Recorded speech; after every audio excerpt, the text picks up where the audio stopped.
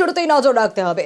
দফায় দফায় উত্তেজনার মধ্যেই কাঁথি সমবায় ব্যাংকের ভোটে তৃণমূলের নিরঙ্কুশ জয়। কখনো পুলিশের সঙ্গে বচসা ঘাসফুল নেতার, কখনো ভোটার স্লিপ ছিনিয়ে নেওয়ার অভিযোগে সরব বিজেপি। দিনভর টান টান স্নায়ুযুদ্ধের পর ৭৮ আসনেই জয়ী ঘাসফুলের প্রার্থীরা। ৮ বছর পর কাঁথি সমবায় নির্বাচনে সবুজ সুনামিতে সাফ পদ্ম।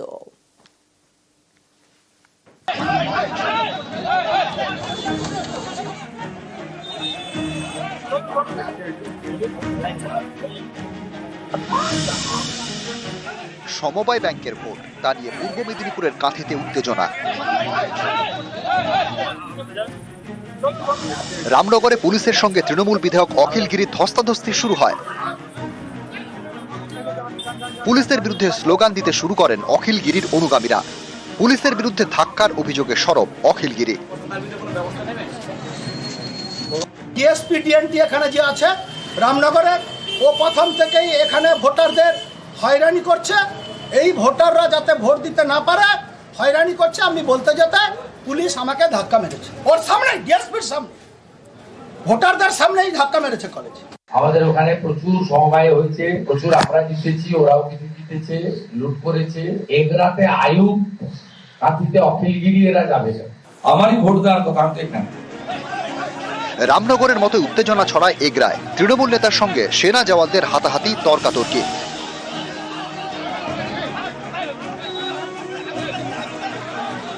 সমবায় ভোট ঘিরে কাঁথি জাতীয় বিদ্যালয়ের সামনে উত্তেজনা ছড়ায়। ভোটারদের থেকে স্লিপ কেড়ে নেওয়ার অভিযোগে সরব হয় বিজেপি।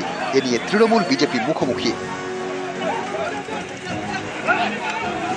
ভোটাররা ভোট যাচ্ছেন, তাদের কাছ থেকে কাগজপত্র ছাড়িয়ে নিয়েছিল পাকার ঘাটের কাছে। সেখানে আমাদের ছেলেরা প্রতিবাদ করেছিল যে কাগজটা ছাড়াচ্ছ কেন, ভোটাররা ভোট দিতে যাচ্ছে, তাকে আটকাচ্ছ কেন। এইটা বলতে গিয়ে তৃণমূলের কিছু গুন্ডা, তারা আমাদের কার্যকর্তা, আমাদের কাউন্সিলর তাপস দোলাকে প্রথমে মারে, আমাদের বহু কর্মীকে তারা আক্রান্ত করে। শান্তিপূর্ণভাবে ভোট হচ্ছে। যারা মানুষকে ভয় দেখাচ্ছে, কিছু ভোটারদের ভয় দেখাচ্ছিল। যাদের লোকবল নেই, মানুষ নেই, সমর্থন নেই, সাধারণ মানুষকে ভয় দেখানো যাবে না। বিজেপি ওই অভিযোগই করতে থাক, ওর নাম পাল্টে দেওয়া হবে, অভিযোগ দল হবে। এভাবে সমবায় ভোট ঘিরে শনিবার দিনভর উত্তেজনা ছড়ায় কাঁথিতে। টান টান স্নায়ুযুদ্ধের পর শেষ হাসি তৃণমূলের। বেশিরভাগ আসনই ঘাসফুলের দখলে। কাঁথি সমবায় ব্যাংকের 13 কেন্দ্রের ভোটে সবুজ সুনামিতে সাফ পদ্ম।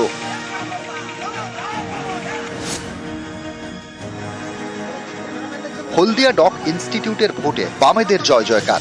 19 আসনের ভোটে 13টি সিটু সমর্থিত জোটের দখলে, আর 6টিতে জয়ী তৃণমূলের শ্রমিক সংগঠন আইএনটিটিউসি।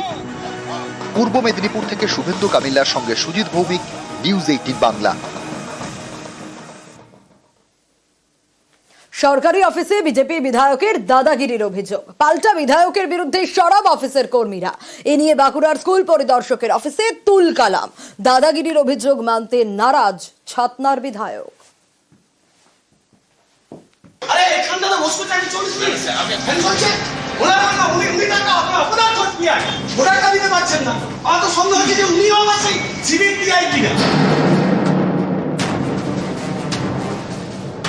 সব ফাঁকা।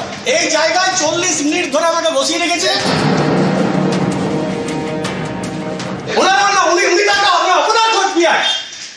আমাকে এখানে বার করে, যার কোনো ফ্যান নেই, কিছু নাই, উনি তুই গল্প করলেন 40 মিনিট পর ফোস করে। আমি স্পিকারকে বললাম, আমার অভিভাবক, উনি কত বড় FBI সেটা আমি আজ দেখতেছি। একটা গভর্নমেন্ট অর্ডার। ইনি সত্যনারায়ণ মুখোপাধ্যায়, বাঁকুড়ার ছাতনার বিজেপি বিধায়ক। বাঁকুড়ার শালতোরা রামপুর বিবেকানন্দ বিদ্যাপীঠের কর্মশিক্ষার শিক্ষক। শনিবার জেলা স্কুল পরিদর্শকের অফিসে তার সুর সপ্তমে। সিসিটিভি দেওয়া আছে যাতে এখানে কেউ এলে পরে দেখতে না পায়। সিসিটিভি দুটো দেওয়া। এদের কাজই হচ্ছে ফাইলগুলোকে আটকে রেখে বিভিন্ন অবজেকশন দিয়ে সেখানে শিক্ষককে হয়রানি করে সেই শিক্ষকের কাছ থেকে টাকা নিয়ে ফাইল ক্লিয়ার করে। তাহলে আমাকে যে আপনি তো ছিলেন, আপনার বলবেন যে আপনি বাইরে বসুন, তাহলে আমি কতক্ষণ বসে থাকবো? আপনি যে বসে আছেন তার জন্য আমরা দুঃখিত। পাল্টা বিজেপি বিধায়কের বিরুদ্ধে সরব হন সরকারি অফিসের কর্মীরা। যে কথাগুলো বললেন সম্পূর্ণ মিথ্যা কথা বললেন। হ্যাঁ, আপনি সম্পূর্ণ মিথ্যা কথা বললেন, সম্পূর্ণ মিথ্যা কথা বললেন। এ নিয়ে উত্তেজনা ছড়ায় বাঁকুড়ার জেলা স্কুল পরিদর্শকের অফিসে। আপনাকে কেন বলবো? আমাকে বললে আর আপনি যে অফিসার সম্বন্ধে বলছেন, এটা আমরা মানতে পারি না। আপনি যে কথা বলছেন, আপনি অফিসার সম্বন্ধে কেন বলছেন? এদিন সকালে জেলা স্কুল পরিদর্শকের অফিসে যান বিধায়ক সত্যনারায়ণ মুখোপাধ্যায়। পিএফ সংক্রান্ত বিষয় নিয়ে পরিদর্শকের কাছে যান শিক্ষক সত্যনারায়ণ। সেই সময় পরিদর্শক অফিসে ছিলেন না। বেশ কিছুক্ষণ অপেক্ষা করেন সত্যনারায়ণ মুখোপাধ্যায়। অভিযোগ এতেই চটে যান শিক্ষক বিধায়ক। শুরু হয় তার দাদাগিরি। আরে এখানটা তো বসতে টাইম চলছে, ফ্যান চলছে, ওনারা না উনি টাকা আপনার খরচ কি আর ওটা দিতে পারছেন না। আমার তো সন্দেহ হচ্ছে যে উনিও আমার সেই সিভিক ডিআই কিনা। আপনি বলছেন যে সহযোগিতা করেন না, শিক্ষক মশাইকে পান না, এটা একদম আমি এই সাইডে বললাম না, একদম না, না না, একদম অসম্পূর্ণ মিথ্যা কথা বললেন।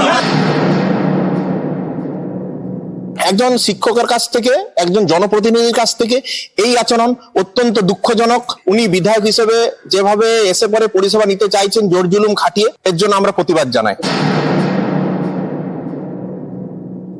সরকারি অফিসে ঝামেলা করে কর্মচারীদের কাজে ব্যাঘাত সৃষ্টি করা, এটা একটা আইনত দণ্ডনীয় অপরাধ। যে অবিলম্বে বিধায়কের বিরুদ্ধে ডিএম এর কাছে কমপ্লেন করা হোক, দরকার হলে থানায় কমপ্লেন করা হোক। কে দাদাগিরি করেছে আপনারা ভালো করে আপনাদের চোখের সামনে দেখেছেন। সিসিটিভিটাকে বন্ধ করে রাখা হয়েছে। প্রতিবাদ করবে, গাইজোর দেখাবে বিরোধীদের কন্ট্রোল করার জন্য। কিন্তু আমি আমার বিশ্বাস আমি আমার যিনি অভিভাবক বিধানসভা স্পিকারকে আমি বিষয়টা জানিয়েছি। আমাদের মতন শিক্ষকদের এর চেয়ে বড় দুর্ভাগ্য আর কিছু হয় না। বাঁকুড়া থেকে প্রিয়ব্রত গোস্বামী, নিউজ 18 বাংলা। প্রতারণার বড় অস্ত্র আর্টিফিশিয়াল ইন্টেলিজেন্স। এআই টুল ব্যবহার করে সাইবার প্রতারণার অভিযোগ। ভয়েস মেসেজ পাঠিয়ে কৌশলে টাকা হাতিয়ে নেওয়া হচ্ছে বলে অভিযোগ। সতর্ক থাকার পরামর্শ বিশেষজ্ঞদের।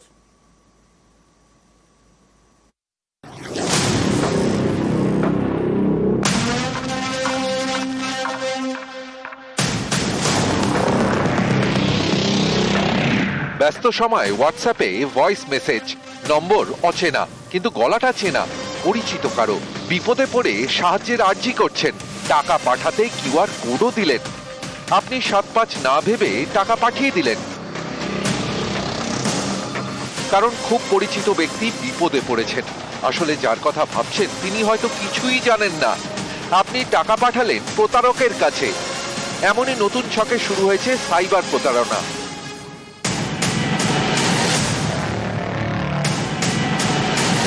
বিশেষজ্ঞদের মতে হোয়াটসঅ্যাপে ভয়েস মেসেজ পাঠিয়ে প্রতারণার বড় অস্ত্র আর্টিফিশিয়াল ইন্টেলিজেন্স বা এআই। প্রযুক্তির সাহায্যে আপনার পরিচিতর গলা নকল করা হচ্ছে, তারপর টাকা চেয়ে আর্জি করা থেকে কিউআর কোড পাঠানো, সবই করছে প্রতারকরা একদম নিখুঁতভাবে। এভাবেই চলছে সাইবার প্রতারণা। আমি তোমার গলাটা প্রথমে শোনাই, তুমি যেটা বলেছো। হাই সাম্য, অনেকদিন তো হলো দেখা হয়নি, এর মধ্যে কি সময় হবে দেখা করার? তাহলে উইকেন্ডে দেখা করে যেতে পারে। তার মানে তুমি আমার উইকেন্ডে দেখা করার জন্য অ্যাজ এ মেয়ে হিসাবে তুমি একটা কথা আমায় পাঠিয়েছো, সেম গলা তোমার।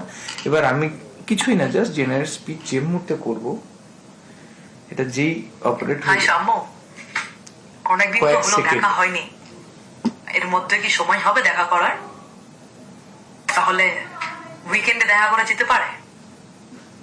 কয়েক সেকেন্ডে তোমার গলাটাকে ঠিক তোমার অ্যাকসেন্টে যেমন ভাব ভারিককে সেরম ভাবেই একটা মেয়ের গলায় কনভার্ট করে দিল।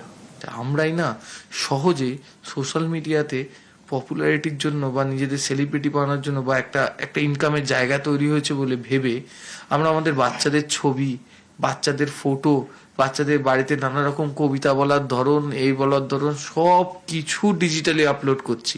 একটা ভয়েস ক্লোন করতে গেলে জাস্ট 10 মিনিট লাগবে। এটা পেইড ভার্সন একটা টুলস। এবার আমি কথা বলে সেই জায়গায় যদি ইনপুট করে দিই, আমার ভয়েসটা ওই বাচ্চার সেম স্কেলেই শোনাতে থাকবে। এক সময় ছিল ওটিপি পাঠিয়ে সাইবার প্রতারণা, তারপর এলো সোশ্যাল মিডিয়ায় বিনিয়োগের টোপ দিয়ে প্রতারণা। এক ধাপ এগিয়ে এবার সাইবার প্রতারণার অস্ত্র আর্টিফিশিয়াল ইন্টেলিজেন্স বা এআই। અનયુઝ્યુઅલ ભાવે કથાવાર્તા સપોઝ જે સમય আসছে অ্যান্ড যের মধ্যে কথাবার্তা বলার সময় একটু ভালো করে অবজার্ভ করতে হবে, তো ও সময় একটু ক্রস ভেরিফাই করা উচিত। এই মুহূর্তে নতুন একটি কৌশল ভাবাচ্ছে তদন্তকারী আধিকারিকদের। সেটি হচ্ছে এআই টুল ব্যবহার করে তৈরি কণ্ঠস্বর বা ভয়েস স্যাম্পেল। এখানেই সতর্ক হওয়ার পরামর্শ দিচ্ছেন বিশেষজ্ঞরা। ক্যামেরায় অর্চনের সঙ্গে অমিত, নিউজ 18 বাংলা, কলকাতা।